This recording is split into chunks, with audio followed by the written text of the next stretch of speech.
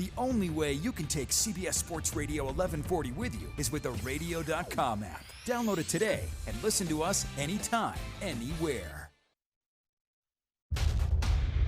We've got your Raiders covered. Knock on wood if you're with me. This is Silver and Black Tonight on CBS Sports Radio 1140. And now, here's your host, Scott Gilbranson.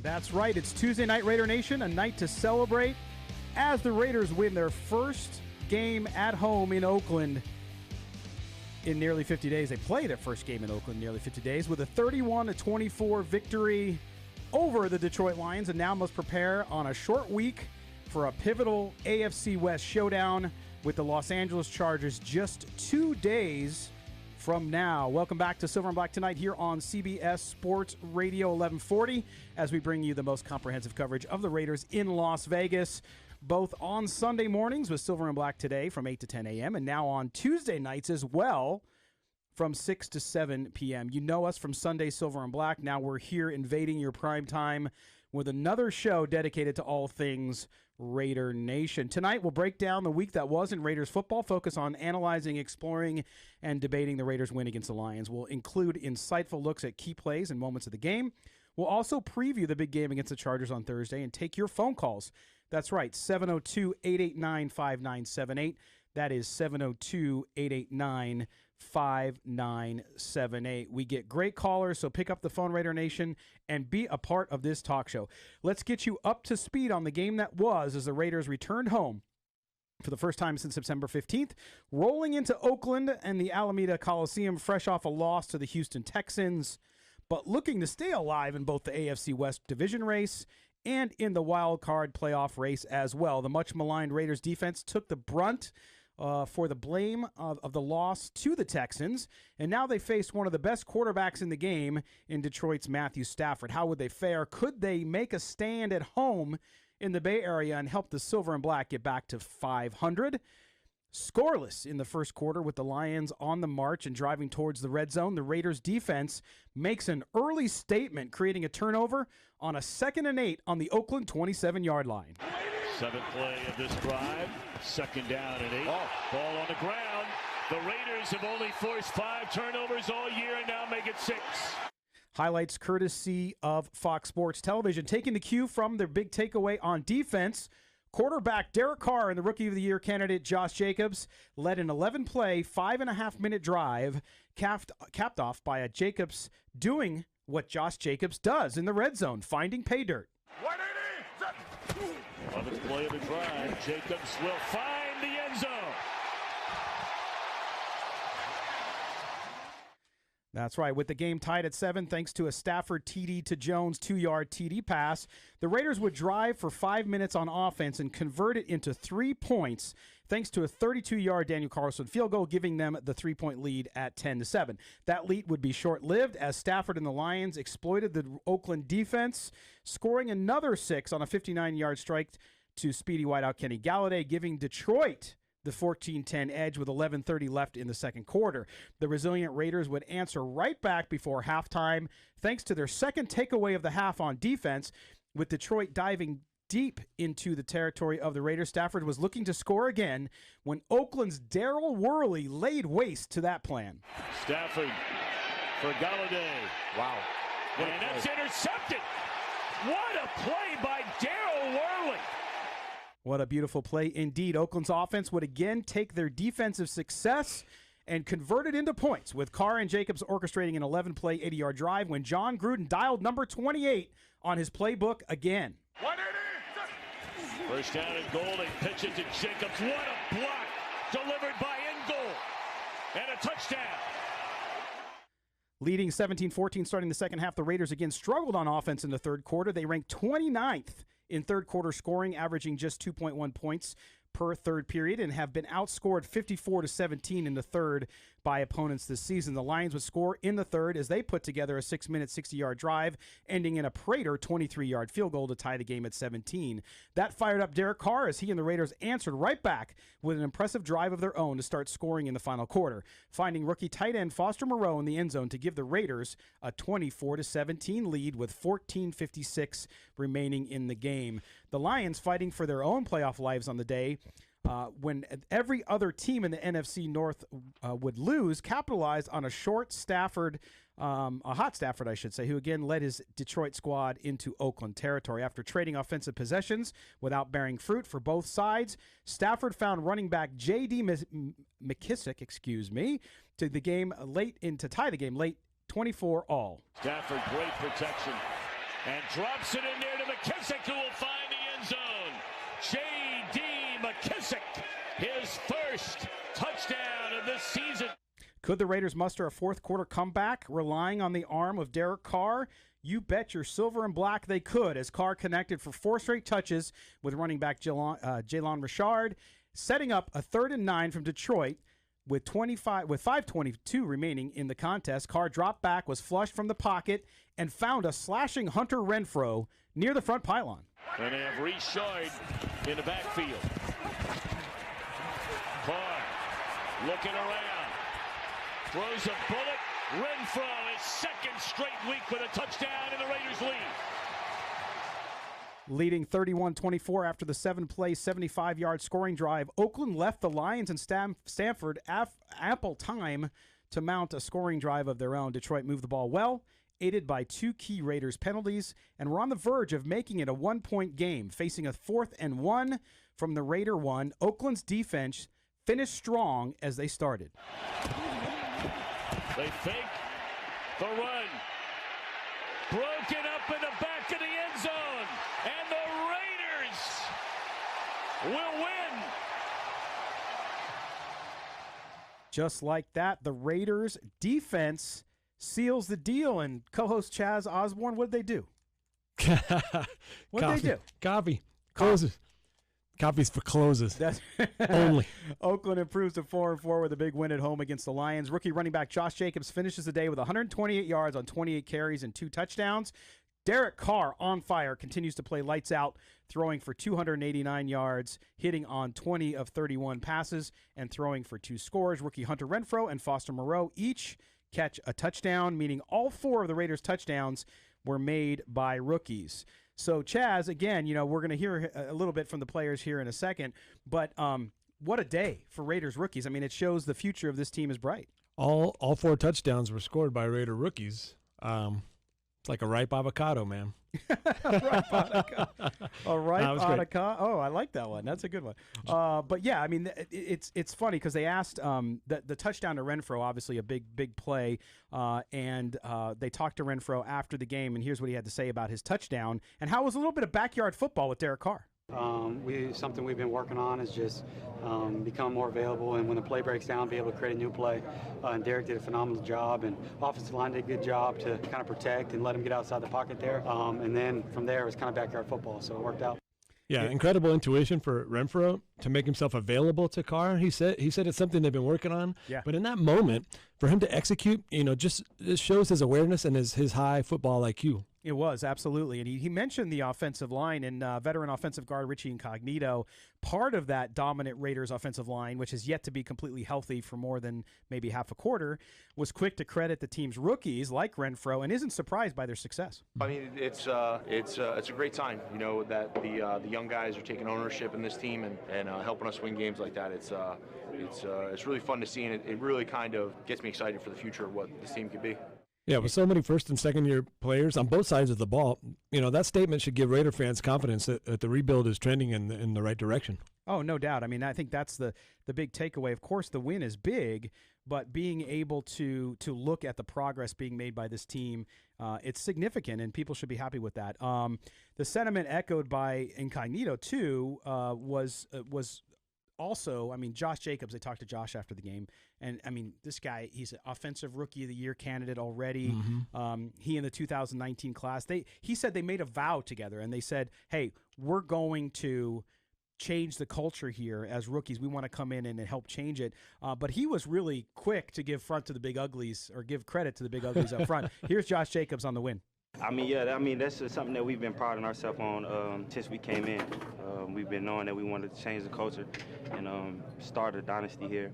And, I mean, we all came in and we made that agreement together. And to see that we all doing so good right now, I mean, it's huge. I mean, it starts with the offensive line. I mean, we got guys banged up on the offensive line, and it's not a drop-off when guys come in. I mean, and just with them protecting and run blocking as good as they are, I mean, we feel confident with all the skilled players that we have. Yeah, Jacobs is just so unassuming, but you can hear in his voice just the solidarity, the cohesiveness that this team has. I enjoy watching Jacobs play so much, man. He's just like water going through rocks. Just incredible vision, instinct. That bounce outside move, he's done it twice, the last 2 games where he looks like he's going to go inside, and he just fakes the guy. The defender makes it go inside. He bounced it right outside for another 10 yards. Incredible. Well, and that's the thing. I mean, he knowing his background and all that's happened there. I mean, with his upbringing and all that, it is really remarkable. You got to root for the guy. Oh, absolutely. Despite the offensive victories and the big performances on the day, it was the Raiders' defense, of course, that had the feel good story of the day, right? Because you after taking so much of the blame for what happened the previous week against Houston, for them to come out and really do that. It's something Derek Carr talked about. He said, "Look, I didn't want to be on the sideline and win, or come out into the game and win the game. I wanted the defense to do it." Here's what he had to say. Just hoping for their sake, man. Their poor hearts, man. They've been ripped out of their chests, for a couple weeks, right? And so, man, I'm sitting there praying, like, man, Lord, just give them a stop so they can be happy. You know what I mean? Like, I don't want us to go throw a touchdown in overtime or something, man. Let them get the stop. Let them win the game for us. And you see the emotions of a guy like Carl Joseph when he gets to make that play, and how much it means to him, how hard he's worked. The emotions of our D-line when they get a sack to make them 3rd and 14. Like that stuff, like 10 out of 10 times, I'd rather them win the game for us than us do it on offense, right? And so that's just the emotions. Like, man, for me at least, obviously I want to win the game, but I want them to make the stop, man, so those guys can celebrate and have a good time. Yeah, the fact that he wants the defense to get that recognition just shows his selflessness, and those are the kind of things you want to see from your captains. I have to say, Carr's starting to look very comfortable out there. I was worried in the last couple of seasons. He looked tentative after the 2 injuries, right? The happy feet, he looked a little unsettled. But, man, he's looked really poised lately. And, Andre James, again, he did a great job filling in at center. But how many low snaps did Carr have to control from him? And Carr gets a lot of criticism for those end zone fumbles. But he should get some credit for that one bad snap the guy by him on 3rd down. That could have been disastrous. He picked it up and threw it out of bounds, saved 3 points. We got a field goal out of that. No, he did, and I think but to see the defense, again, back to that, Chaz, and I agree with you on Carr. He's looking comfortable. We'll talk a little bit more about him later. Yep. But the fact that the defense, because, when you're under siege like that and people are really focusing on how bad your numbers are, right, including us, we talked about the issues they had on Sunday. Yeah. But at the same time, for them to come out and make a stand, were they perfect? No, they gave up a lot of yards. They gave up 400 yards as we thought they would to Matthew Stafford. Right. But when it counted most, they came up big and they created turnovers, and we're going to talk about it after the break when we talk about your keys to the game and your pivotal moment. Mm-hmm. So we'll do that when we come back. And later in the show, don't miss, we're going to preview, because we have a Thursday night game. We're going to preview the Charger game, the big Thursday night game, huge game for the Raiders at home with Gilbert Manzano of the Orange County Register. We'll step aside. When we come back, we'll have more of the Silver and Black tonight here on CBS Sports Radio 1140.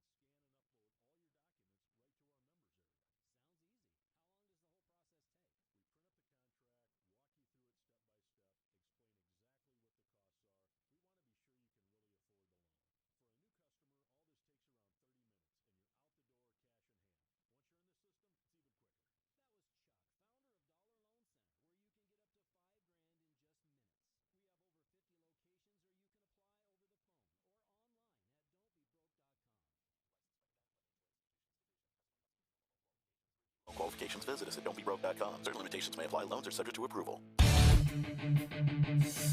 CBS Sports Radio. Sound off with Silver and Black tonight on CBS Sports Radio 1140.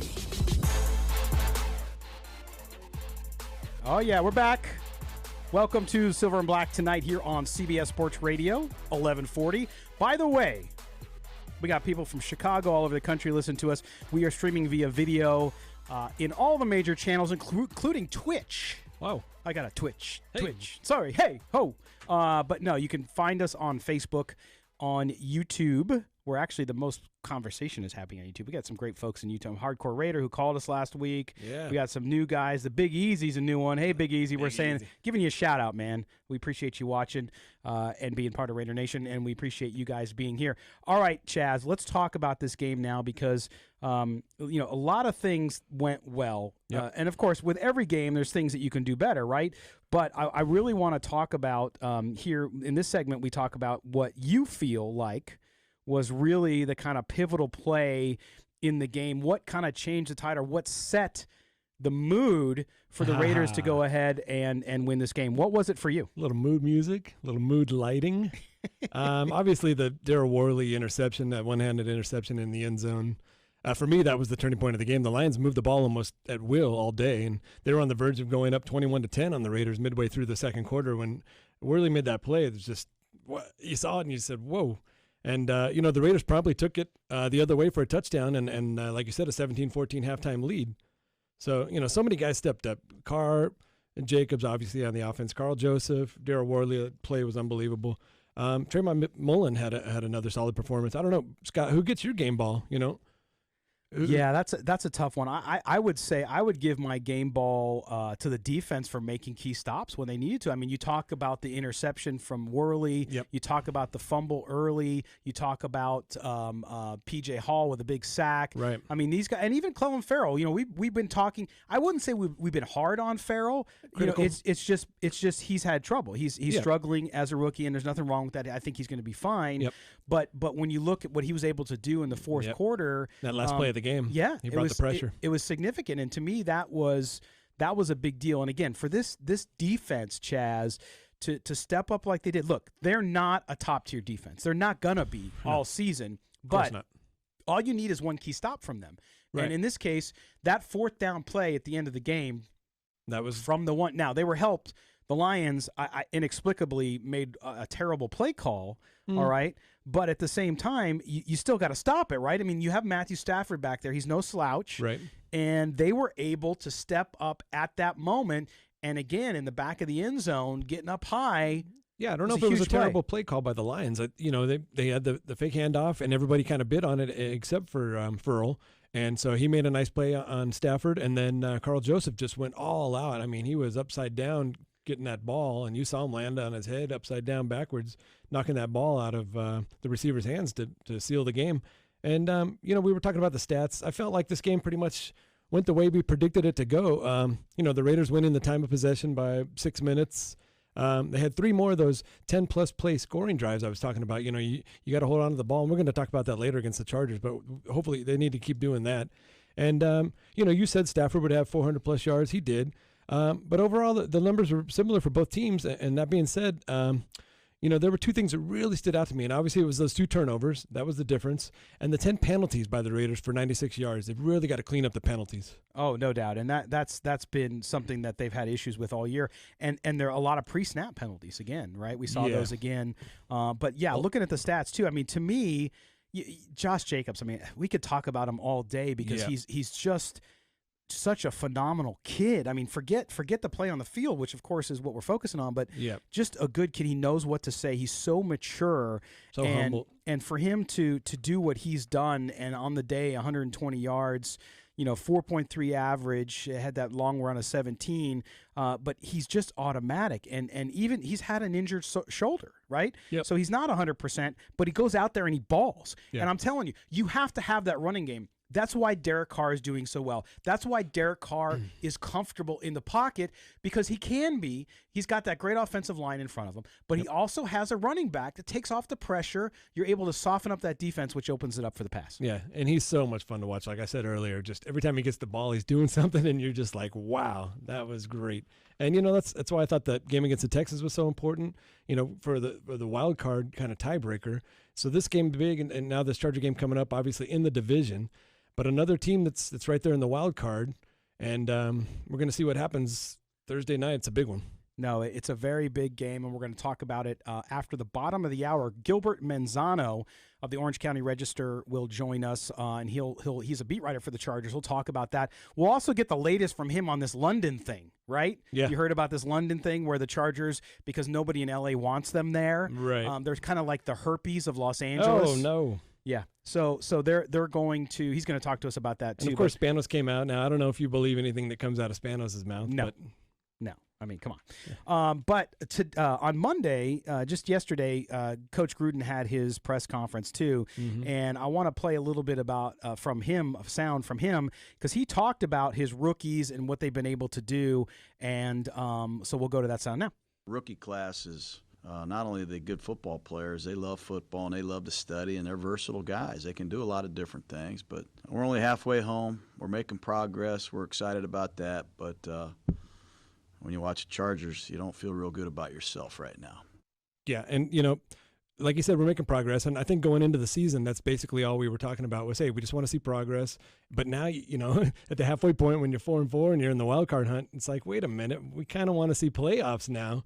And to see the rookies doing what they're doing, that's just, the pillars are starting to build up for the foundation. And it's something Raider fans should be excited about. Yeah, and that's the thing. I think that you look at what's happening, and there's still a lot of people who are not believers in Derek Carr. But you cannot find fault with what's going on with Derek Carr. Look, he's doing what he needs to do. Now, it's got to translate into wins, okay? I'm not saying here today that you can put up a bunch of numbers and lose. You got to win. But I mean, so far when he's done it, and he's been comfortable, and he's not turned the ball over, by the way, the last two games, right? He's been very good with the ball after learning that lesson with the end zone reach. Right. It seems to me like maybe he's gotten over that hump. And, like I said, that we were worried about his injuries, and maybe he's had a little bit of happy feet the last couple of years, and he really looks comfortable now. And, that was his 18th game-winning drive of his career, and he's had 36 wins in his career, so half of his wins have been fourth-quarter game-winning drives. And again, that last play to Hunter Renfrow, that was a third down. That's his 8th passing touchdown on third down, which leads the league this year. Yeah, no, and you said 35th win, right? 36 win against 51 losses, right? Yeah. So that's the thing that that's you have glaring. to look at. That's what everybody's pinning it on. Well, yeah, but you know what? I mean, look. How many different coordinators? How many different head coaches? No, I agree with you, Chaz. I think here's the point with Derek Carr. It's the bottom line. If you don't think Derek Carr is the answer, you never will think it. Yeah, of course. Okay? Yep. And for those who love Derek Carr, you have the people on the other side who are completely Derek Carr can do no wrong. Right. I tend to land in the middle and try to look at things objectively, right? And say, look, he does this well, he doesn't do this well, but he's getting better. He's getting better. So you cannot look at his performance over the last several weeks, especially, and really find all that much fault. Yeah, I can find plays where he missed receivers or that, but almost every quarterback does that. So I think that they're in a good spot with Derek Carr, and he's doing what they need him to do, Chaz. That's the simple truth. And as far as is in the locker room and his leadership on the field, he's exactly what any coach, any team would want as a locker room quarterback and a quarterback on the field. As far as those things go, talk about character, his is the highest character on the team. No, there's no doubt. I mean, nobody's ever questioned Derek Carr as a man or as an individual. He's just a good guy from anything. And all his teammates agree too. And that's the thing too. You see his teammates sticking up for him again and talking about how important he was. In fact, on that game-winning drive, teammates saying he had that look in his eye. And that's what you want to hear, right, Chaz? You want to hear that guy's ready to go. That's what I'm talking about. The cohesiveness, the solidarity, they're all on the same page. Even if the talent level isn't all the way there, they're still going to get a lot more production because they're all on the same page, because they have that solidarity. Yeah, no, it's true. And boy, I tell you what, this was a big win for them for so many reasons, including the fact that they hadn't been home in so long, and forget the home game in London because it wasn't really a home game. Right. But it wasn't, it wasn't a clean win. back and forth. And just like the Texans game, it could have went either way. And I feel like the Charger game coming up is going to be just the same kind of game as the Texans game and the Lions game. And until they're a complete team, those are the kind of games the Raiders are going to win right now. No, you're right. And speaking of the Charger game, we're going to step aside and take a break and pay some bills here because we are in commercial radio. Hey. That's how we are able to do this. And we love our sponsors here, by the way. But when we come back, we're going to talk to Gilbert Manzano. Gilbert is the beat writer covering the Los Angeles / El Toro / Carson / London Chargers. London. Yes. And he'll be with us. He'll tell us about where the Chargers are at right now as they head into the game with Oakland after their big win against the Packers. They just dominated Aaron Rodgers and the Packers. That Charger team that we saw on Sunday was the team I fully expected to see all season. And so we'll come back right after this and here with Gilbert. So don't go anywhere. You're listening to Silver and Black tonight on CBS Sports Radio 1140. CBS Sports Radio 1140 presents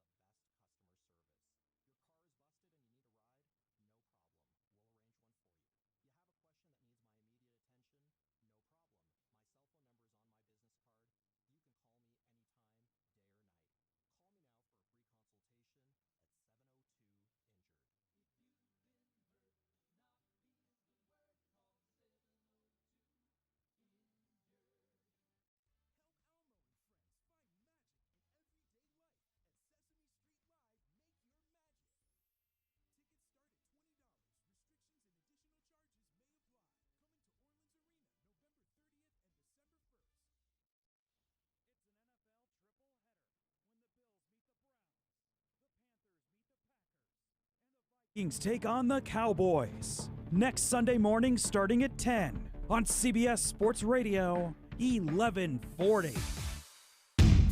When you need inside info on your Raiders, you'll find it here. This is Silver and Black Tonight on CBS Sports Radio 1140. Oh, yeah. Welcome back. We were just getting rolling, and we had to step aside for a break. But that's okay because it's high energy. We're not stopping. I'm caffeinated. Chaz never needs caffeine. I don't do caffeine. I don't know why. No, because you don't need it. You're naturally hyper. It's insane. Chaz the Spaz for nothing. That's right. See, all those nicknames come back.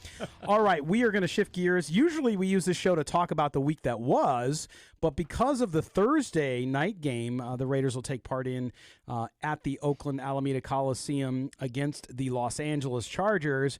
We go out now on the Newsmaker line to bring in one of our favorite guys. Used to be here in Las Vegas, the Review Journal. Now covers the Chargers for the Orange County Register, and that is Gilbert Manzano. Gilbert, how you doing, my man? Hey, I'm doing well. I usually talk to you guys on a Sunday morning. Yeah, it's nice, isn't it? Kind of weird. I know it's funny. You know, we're cloaked in darkness, which is good. But Gilbert, listen, it was an eventful day. We're going to get into the Charger game in a minute, but I'd be remiss if I didn't ask you about the crazy day that was in your world with all of the, of course, Vincent Bonsignore, he used to be a contributor here on our show, put out the story in The Athletic about the Chargers being open to moving to London, perhaps, which then led to the owner, Dean Spanos, with a expletive-driven comment to the press. Tell us, like, what's the fallout and what's the feeling there in Chargerdom around this whole report? Yeah, you know, it's kind of funny. Like, it seemed like a lot happened today down in Costa Mesa, but it was pretty much like a 30-second statement and then a bunch of interviews, because on a Thursday you go with this rapid fire. You had to talk to Anthony Lynn, Phillip Rivers, the offensive coordinator, the defensive coordinator. But the big story was the first 30 seconds where it was kind of weird. They said only the beat reporters could go into the practice field first for like some kind of, you know, announcement, and I had no idea what it was going to be.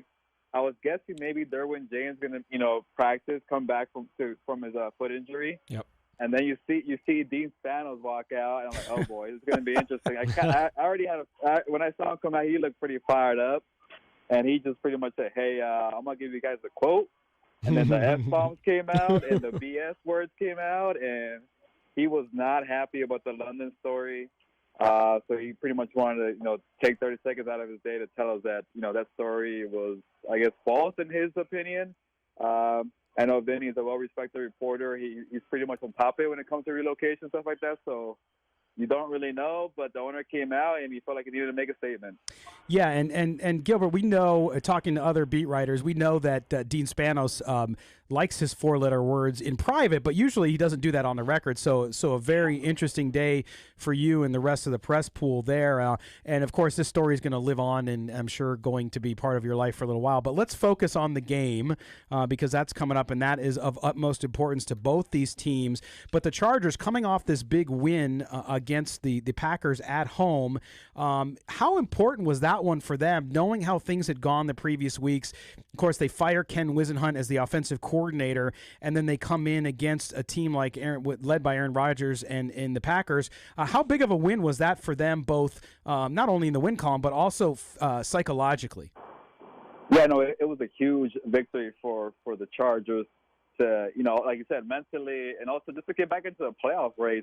You know, a couple of weeks ago, they seemed like they were out of it. They were 2-5. They were just, you know, they were losing games to a third-string quarterback against the Steelers. They were losing games to Joe Flacco. They couldn't, you know, get 1 yard in Tennessee, and then they somehow go back-to-back weeks and beat the Chicago Bears in Chicago. And then they pretty much gave Aaron Rodgers his worst performance in who knows how long. So that was kind of a surprise, but. Yeah, it kind of also gave this Thursday night game on, you know, again in Oakland, kind of a spark. It's kind of two teams now battling for a wild card spot. Maybe the AFC crown with the Chiefs there, but a lot from that win, a lot changed. And for the Chargers, they're pretty fired up. But I gotta say though, you know, that Dean Spanos kind of, you know, the F-bomb statement kind of took away from what they did on Sunday. They were kind of riding high. You know, Good point. They just kind of you know, crushed Aaron Rodgers. They got back into the playoff race. A big game on Thursday, and now we're talking about London and the F-bombs that Dean Spanos said. So I don't know how much of a distraction that could be, but I think from that game alone, it gave them a whole new life. Hey, Gilbert, it's Chaz. You made a great point there about, you know, them winning and making this Thursday night game that much more important for both teams. And, you know, it's going to make it something, you know, a must-watch. Scott talked about Ken Wisenhunt. I've noticed, in all the sports, when a team fires a coach during the season, they always seem to play well that next game. We saw it earlier in the season with the Redskins, relieving Jay Gruden of his duties, and then they won their next game. So, the Chargers come out and do the same thing. But now it's not the head coach, but it's similar situation. Was this last game against Green Bay, you think, was it an aberration, or is this what we should be expecting from the Chargers for the rest of the season? Yeah, no, I'm kind of with you there. I'm kind of wondering myself, is this going to be a one-time thing or it's going to be for the rest of the season? Because, you kind of want to say the rest of the season because they have so many weapons on offense. So it was kind of a head-scratcher. They couldn't even rush for 40 yards in a game for a whole month. So it was so weird when you have Austin Eckler and Melvin Gordon, and you got Hunter Henry and Mike Williams and Keenan Allen. So you want to say they're going to keep it rolling, but, whatever it was, it just wasn't working with Ken Wisenhunt and Anthony Lynn. I kind of felt some tension throughout the whole year because Anthony Lynn is a running backs coach, and maybe sometimes Ken Wisenhunt didn't see eye to eye with that. I know you're the head coach, and I know you're a running backs, that's your specialty. But Ken probably was, thinking, this is the way I'm doing it, and maybe after a point was Anthony Lynn was, I got to make a change. I'm going with the former UNLV quarterback and Shane Steichen, and yes, to his credit, it paid off against Aaron Rodgers and the Packers, and Shane kind of brought new life again to the Chargers. He got pretty creative early. He established the run, which was what Anthony Lynn wanted all along. So he made the coach happy. He made the players happy. But I think, for the Chargers, but again, saying they're getting healthy too. They got a lot of weapons. It seems like Mike Williams is in a rhythm.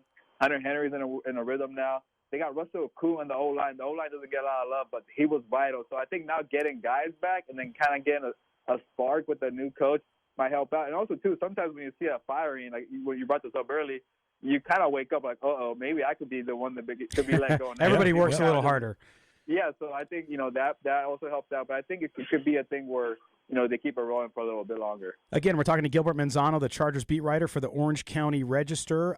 And Gilbert, you talked about this being a distraction. Now, this game is huge for both teams. Like you said, it has playoff implications. Whether or not for the AFC West or not, it definitely does if the teams want to stay alive in the wild card race.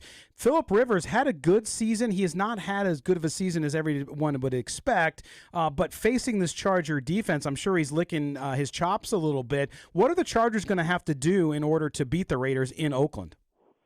Yeah, a couple of weeks ago, people were saying there's the decline of Phillip Rivers, the demise of Phillip Rivers. He's too old.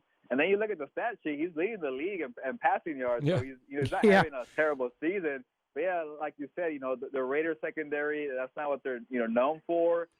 They can't really get a lot of pass rush. So I think for Phillip Rivers, this could be a day where, he really takes a lot of shots down the field.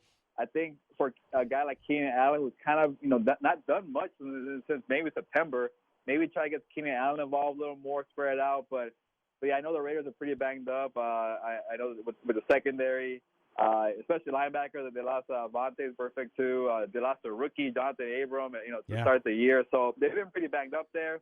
And I think they just lost Arden Key, so that doesn't help out either. Who I think a guy was getting sacks too. So overall, I think Phillip Rivers in the offense, they're probably saying, you know what, that's a pretty banged up Raiders defense. Let's go up and down the field and get some points. Yeah, you said it. I think the Chargers' season really up to this point could be summarized by two things: the injuries and the turnovers. The Texans, the Rivers fumble, and then against Denver and Pittsburgh, Rivers 2 interceptions and 1 fumble in each one of those games. But all 5 of the Chargers' losses so far this year have only been by 1 score. So it's not like they've been out of any of the games. And that crazy, that crazy ending of the Titans game, I've never seen anything more bizarre. Yeah, that was kind of before this Packers game. That was kind of the theme. I think the first 7 out of 8 games, they were all by 1 score. Besides that lopsided game in Miami, right? Every game was close. The games they won to start the year, they had to go to overtime against the Colts. Against the Bears, they needed Eddie Pinheiro, former Raider, to miss the So they've been kind of lucky there. So, and also, too, like you mentioned, the losses, the turnovers were crucial. The one in Nashville was the one that stands out the most. Yeah. But it seems every time they get – I think they still do lead the league in goal-to-goal turnovers. They had 5 turnovers when they just need to get a touchdown, and they couldn't do it. So those you also saw it in the Packers game, the red zone struggle. Yeah. When Shane Steichen was getting the guys moving down the field. They got field goals, not touchdowns, and they, luckily for the defense, they stepped up and kind of bailed them out. But when they get to the red zone, maybe that could be somewhere where the Raiders defense could step up, at least with the red zone defense, and kind of hold them to at least field goals. Right. All right, Gilbert, we got 10 seconds left. How do you see this game coming down? I think it's going to be a good game. I'm going to say a shootout. I know the Chargers had a big game defensively, but I do like the Raiders' O-line to kind of contain Joey Bosa and Ingram a little bit. But I'm going to go with the Chargers 33-30 against the Raiders in a shootout on Thursday night. All right. Gilbert Manzano, beat writer for the Chargers from the Orange County Register. Thanks, man. We'll talk to you again real soon. Gilbert.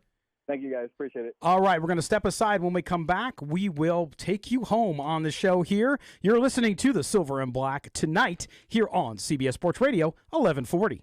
Take me home. Football.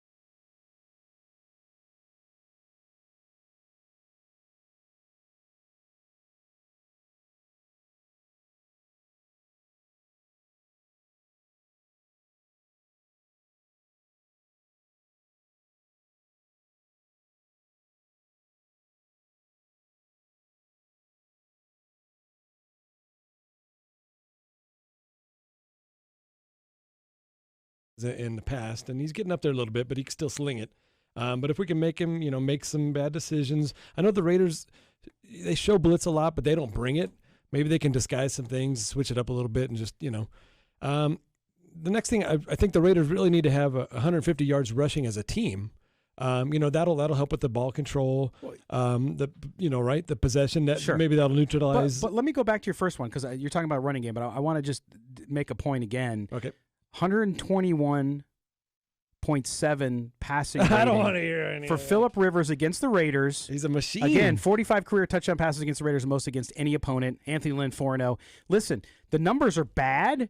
And you're right about Phillip Rivers. They have to. I think this is where the defense, Chaz, has to again come up big and try to create some turnovers. So it's going to be a big, tall task for the defense on a short week. That's a key to top it off. Okay, force them into mistakes. But now you're talking about the running game. The Raiders, clearly that offense, we talked about it earlier in the show, Derek Carr doing so well because of that running game, which has opened up the passing. They have to have Josh Jacobs. They have Jalon Richard did so well. Yeah.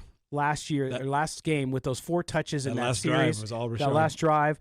So that whole running game, not just Jacobs, I'm talking about right? the whole running game. If they can get 150 yards, that helps with the time possession, the ball control, maybe neutralize Ingram and Bosa a little bit and take some pressure off of the defense. And, on the flip side of that, I think they need to hold the Chargers under 100 yards rushing. We saw last week Melvin Gordon starting to get into a groove. Austin Eckler's been solid all season, I think. We talked about the change of the offensive coordinator, and they had an extremely efficient game. So if we can get over 150, hold them under 100, rushing the ball, it's still, people talk about the wide open passing in the NFL, what it is now. Rushing the ball is still the most important key. No, it is. Okay, what's your third? Minimize the penalties. The Raiders, they lead the league in penalty yards. And then I think you mentioned it on the show that the Raiders lead the league in first downs given by penalties because they had 4 more of those on Sunday. So they really have to play a mistake-free game. If they want to compete with the team that we saw dismantle Green Bay on Sunday, they've got to play a mistake-free, complete game. They do, and I agree with you on the penalties. They cannot give the Chargers more opportunities by giving them penalties. They did it. It almost cost them the Detroit game. I mean, on that final drive, Detroit got down into the red zone because of penalties. Yep. And so to me, I mean, they had some plays too, but what I mean to say is that they have got to cut down. They have to play, to me, they have to play their best game of the season. I think so. It's got to be a perfect game. They really do. I mean, it's at home. You have all the benefit of having that game in Oakland right now. Mm-hmm. And this is really, to me, if the Raiders lose the game, yes, it hurts their playoff chances, outside playoff chances. I still don't take them as seriously as some do as a playoff team unless they win this game. No, Cincinnati, the Jets, you look down the line a little bit. A lot of home games, a lot of easy teams. But that's why this game is so important. Exactly. In the division, they have to win the game. If they win this game, then they are a legitimate, serious wild card contender because right now the Chiefs, unless they can beat the Chiefs in Kansas City, they're not catching season, the Chiefs. I don't think so either. So if you want to continue to play